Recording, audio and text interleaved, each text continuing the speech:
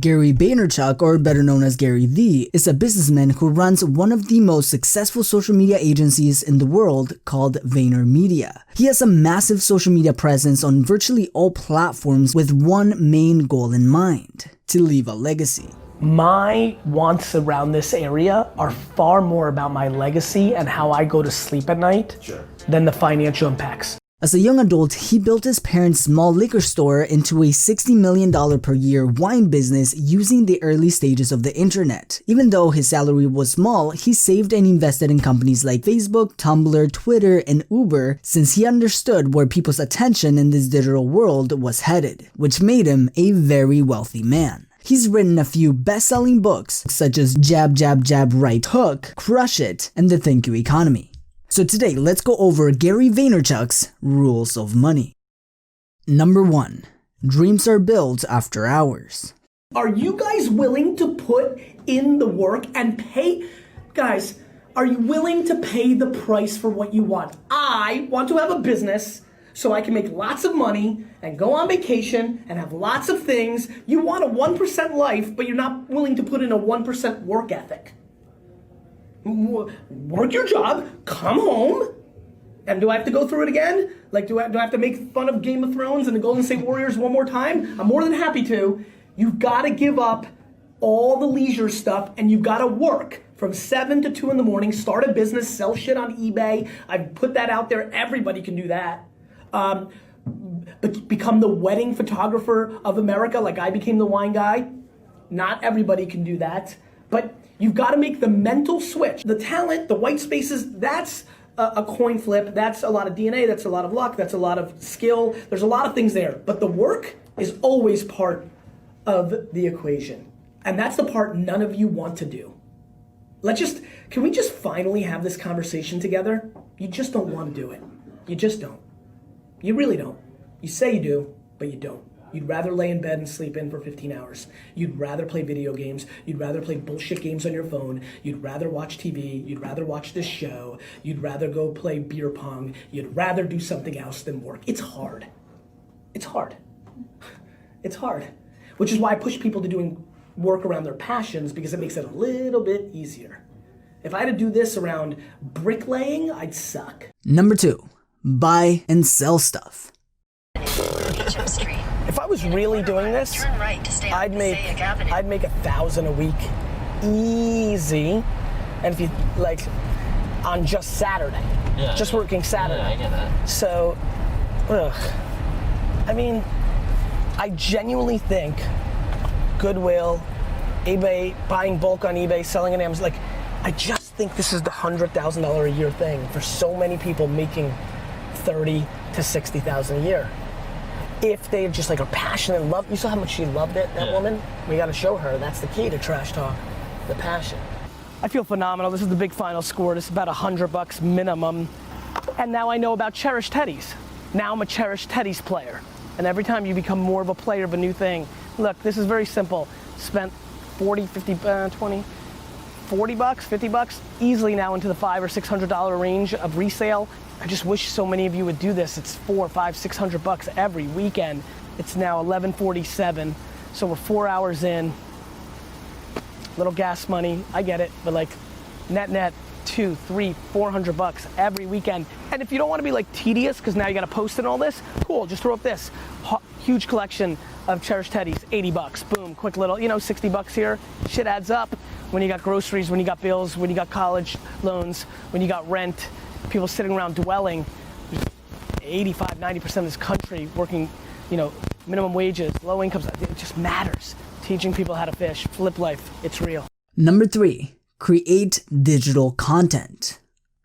How much attention is really being put here, and how much, if you're not winning on this device, how much vulnerability you have. Number 2, really understanding that we talk a lot about content, but nobody here, including me with a humongous team, and this is super important, this is really what I wanted to start this talk with, because I think it will help people. Me, with a team of 20, putting out between 80 and 100 pieces of original content a day, am grossly underperforming in the amount of content I put out every day.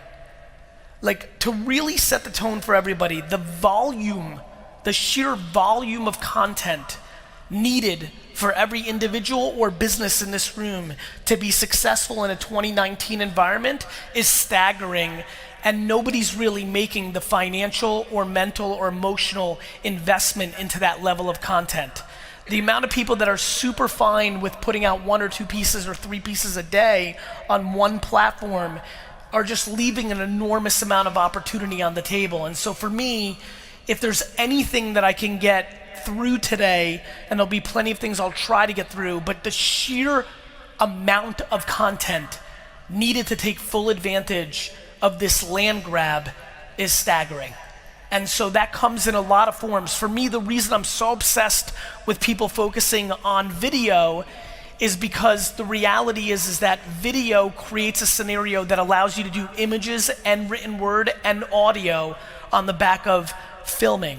For me, the reason I do a vlog daily is because we're able to use that as a top of the funnel piece of content, and then I'm able to produce a podcast, I'm able to produce the quote pictures you see on Instagram, the written articles on my .com and LinkedIn. It is the top of the funnel that creates everything else instead of bottom up. It's unbelievably important. If you're fortunate enough to be here and you feel okay to be in front of the camera, you need to lean in. You need to absolutely lean in. I think there's a lot of people, and by the way, I'm a big believer that you have to bet on your strengths and be self-aware. I think there's a lot of people here who wish they were something, and the reality is forcing that is their vulnerability. If you're not comfortable being in front of the camera for whatever millions of reasons, or whatever insecurity, that's super fine, and you should lean into audio on your phone, or if you're a great writer, you need to figure out how you communicate. But let there be no confusion here today. If you are not producing content for the internet, you are basically non-existent in our society. If you have, regardless of how good your B2B business is doing, or how great your real estate firm is, or financial service, like Sears was winning too at one point. Like, regardless of how well you're doing, you are vulnerable right this minute because all of the attention on a daily basis continues to funnel here. And whatever excuse you come up with, which is my audience is not on there, or my industry isn't affected, all those things become your great vulnerability. Number 4. Use the new advertising tools.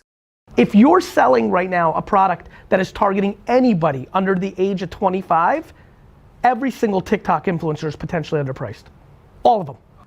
I would implore you to watch the first 100 commercials made for television. The first 100 commercials made for television, which you can widely find on YouTube, were radio ads. They were somebody holding up something or an image, and then a man read a script, and so a radio ad was put and made into a television commercial. America runs on Bulliver time. Because we as a creative advertising field in the industry and the businesses hadn't figured out what the television commercial was. To me, the most interesting thing is in 2018, I think most of us agree, we've all accepted that taking a television commercial and putting it in your Facebook feed or YouTube, that doesn't work. I think we all kind of got there. But there is a far bigger 301 to that 101 point of view that needs to be talked about, which is, okay, but what does? While we're at the commercial shoot, let's shoot some collateral and use that for Facebook, is also a very 101 point of view.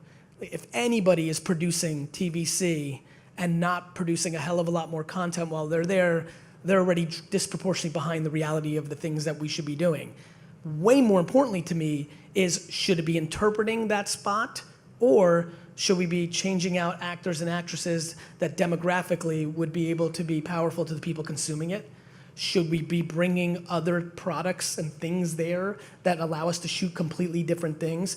I think we have a very weak creative conversation around the new channels, because I think we come with a perspective from the old world. 90+% of the Fortune 500 CPG brands are declining in market share. In their marketing behavior, 80% of their spend is either on television or programmatic digital, which is digital 2006. This is not confusing. Meanwhile, Gymshark and Fashion Nova and Lola and Movement watches are going from 0 to 25, 50, 100, 500 million dollars in sales on 100% spend on influencer, Facebook, and Instagram. This is not subjective debate like if a video is funny. This is what's happening in the business world. Anyway, LinkedIn right now is going through a Facebook 2012 moment. You right now have a business or trying to build a profile or trying to communicate something to the world, have no followers on LinkedIn, produce content, and the organic reach and consumption is remarkably high. It will go away, they always do. It went away on MySpace, it went away on Facebook, it goes away everywhere. It's supply and demand of attention. Number 5, save money.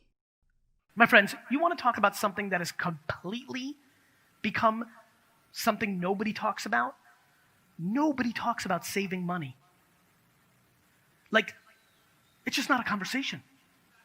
Like, there's a very easy way to do this. If you make $49,000 a year, live as if you're making 27.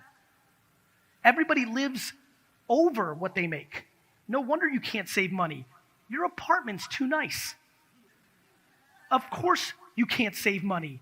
Your car is too fancy. Of course you can't save. You're buying clothes you can't afford. There are motherfuckers that complain to me, and this is where listen, if you're DMing me or emailing me, know that I don't fool around. When you DM me and say,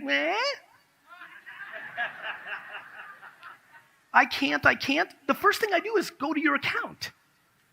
Don't let me hear that you're broke as f***. And the first fucking story I click on, you're drinking a $7 fucking coffee. If you're broke, you're not allowed to take Uber. Take the bus. Number 6, micro speed and macro patience. Macro patience, micro speed. Yeah. Okay. Okay, and let me expand on it because that didn't work. No, hold on, back. Macro patience. You're a young man building something meaningful, a relationship, a business. It takes 10, 20, 30 years. On your day-to-day work, you have to be fast. With the clients, they email you, you email them back. Like your day-to-day, but your vision, what you want to achieve in life, you're not going to build it in 1 year. And so many people have it reversed. In the day-to-day, they're slow. And in the macro, they want their business to be huge the next day. So you need to reverse it. Alright guys, let me know in the comments below if you like this new series and who would you like me to cover next, and you might inspire the next video. And as always, thank you for watching, and I will see you in the next video.